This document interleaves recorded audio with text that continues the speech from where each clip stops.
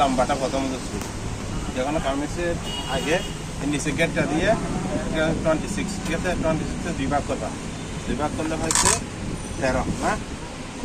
13 না? 1 ইঞ্চি ভালো লাগছে যে সাইডের মাঝে টাকার জন্য ভাগ করে তাহলে কাপড়টা বরাবর ঠিক থাকবে, শর্ট হবে না। প্রথমে কী করবে, যে একটা দাগ দিবা, 1 ইঞ্চি মাঝে রেখে একটা দাগ দিবা। এটা হচ্ছে বর্ডার, ঠিক আছে?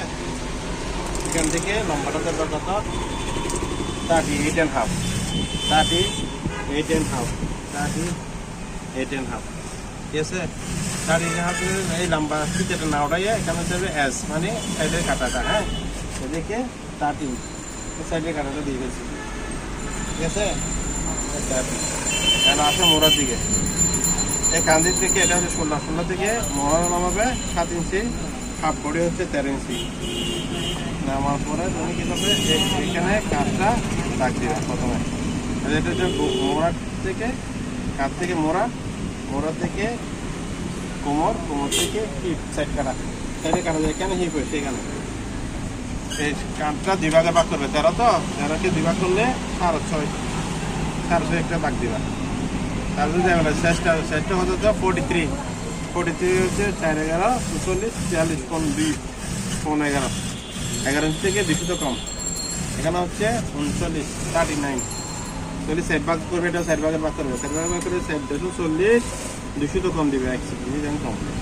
এটা হচ্ছে 45, তাহলে 4, 11, 44, 11 ইঞ্চি 200 তো 45, ঠিক আছে? এটা হিপের 200 তো। হ্যাঁ, তাহলে নিচে গেটটা হচ্ছে 26, অর্ধেক হচ্ছে 13 দেখতে দাগ দিচ্ছি আমি, ঠিক আছে? এখন কাঠটা দেখো, কাঁধেরটা এভাবে এখান থেকে মোড়া থেকে 2 ইঞ্চি বিভক্ত রাখে এটা শেপ করে দাগ দিবা। তারপর হচ্ছে এই গুগল থেকে কোমরে আসবে, একটা কোমর থেকে হিপে চলে যাবা, কোমর থেকে হিপে চলে যাবা, হিপে থেকে সাইডে কাটাটা চলে যাবা। এটা হচ্ছে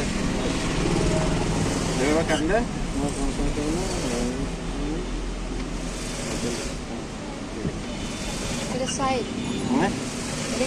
হ্যাঁ, এটা হচ্ছে হিপ সাইড কাটাটা কম দিচ্ছে, সাইডে কাটাটা কম দিচ্ছে এখানে, সেই জন্য এটা হচ্ছে হিপের মাপ হচ্ছে এখানে, মাপে এখানে ধরতে হবে। এটা মোড়াটাকে আজকে রাউন্ড শেপে দিয়ে দিবে, এদিকে গলায় দিবে তো 15, 3 ইঞ্চি থেকে 200 টা কম, 3 ইঞ্চি থেকে 200 টা কম, বুঝছো? তারপরে এভাবে ধরে একটা টান দিয়ে দেবে।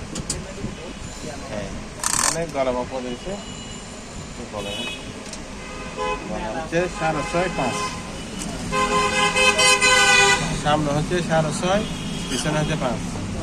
আমি পিছনটা মাপলে একসাথে কাটতে, পিছনে হচ্ছে 5 দিয়ে হ্যাঁ একটু রং করে দেবো। গলাটা কাটে ফেলছি, দেখো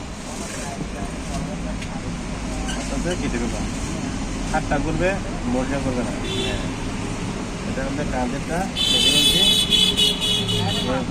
মুগলটা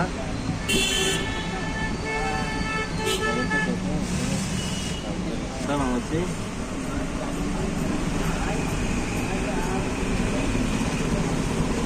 এটা দিচ্ছি,